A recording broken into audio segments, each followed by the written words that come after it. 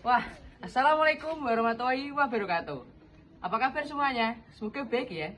Pada kesempatan kali ini, saya akan memberikan sebuah berita yang sangat menarik dan yang terkhusus pada dunia pendidikan Indonesia. Wah, berita apa ya? Nah, beritanya adalah tentang pengangkatan Menteri Pendidikan Dasar dan Menengah, yaitu Abdul Mukti. Siapa sih Abdul Mukti? Abdul Mukti adalah salah satu cendekiawan Muslim yang berasal dari Muhammadiyah. Beliau juga menjabat sebagai Sekjen Muhammadiyah dari tahun 2022 hingga tahun 2027. Pada hari Senin 21 Oktober 2024, Presiden Prabowo mengangkat menteri dan wakil menterinya, terutama yaitu Menteri Abdul Mukti sebagai Menteri Pendidikan Dasar dan Menengah. Kok namanya Menteri Pendidikan Dasar dan Menengah ya? Sebenarnya dulunya adalah Kemendikbudristek atau Kementerian Pendidikan Budaya dan Riset dan Teknologi. Namun akhirnya dipecah menjadi tiga pada Kabinet Merah Putih. Yaitu yang pertama menjadi Kementerian Pendidikan Dasar dan Menengah. Yang kedua menjadi Kementerian Pendidikan Tinggi, Riset dan Teknologi. Yang ketiga Kementerian Kebudayaan. Namun kita hanya membahas pada Menteri Abdul Mukti sebagai Menteri Pendidikan Dasar dan Menengah. Setelah beliau dilantik oleh Presiden Prabowo, beliau menerima serah terima jabatan kantor Kemendikbudristek di Jakarta, yaitu pada tanggal 21 Oktober 2024 oleh Nadiem Makarim.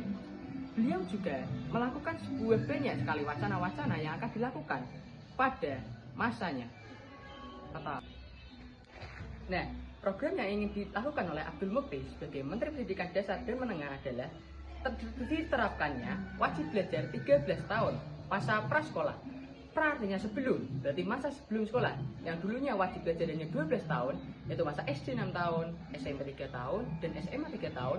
Namun diterapkan wajib belajar prasekolah atau sebelum sekolah, yaitu pada masa TK ataupun PAUD. Dengan adanya itu, ingin semua aspek pendidikan di Indonesia berjalan dengan baik dan SDM Indonesia dapat bersatu dalam untuk menjadikan Indonesia menjadi Indonesia emas. Dengan adanya SDM yang baik, kita dapat melaju lebih tinggi dan Indonesia menjadi negara yang dapat melaju di kancah global. Dan semoga saja dengan kementerian yang dipimpin oleh Abdul Mukti menjadikan Kementerian Pendidikan Menengah Indonesia menjadi lebih baik lagi. Namun dalam kurikulum Merdeka, Abdul Mukti siap untuk mengkaji kurikulum Merdeka apakah efektif kepada para siswanya maupun tidak. Karena kurikulum Merdeka ini adalah kurikulum baru saja diterapkan oleh pendidikan Indonesia. Dan semoga kami seluruh masyarakat Indonesia, apalagi para pelajar, inginkan bahwa Abdul Mukti dapat merubah pendidikan Indonesia menjadi lebih baik lagi. 12 tahun itu adalah komitmen kita untuk meningkatkan kualitas sumber daya manusia dan terutama adalah pendidikan usia dini. Jadi 13 tahunnya bukan menjadi kelas 13, tapi prasekolah itu akan menjadi perhatian dan itu juga yang memang menjadi fondasi untuk pendidikan di tanah air. Di banyak negara maju, pendidikan prasekolah itu sangat penting.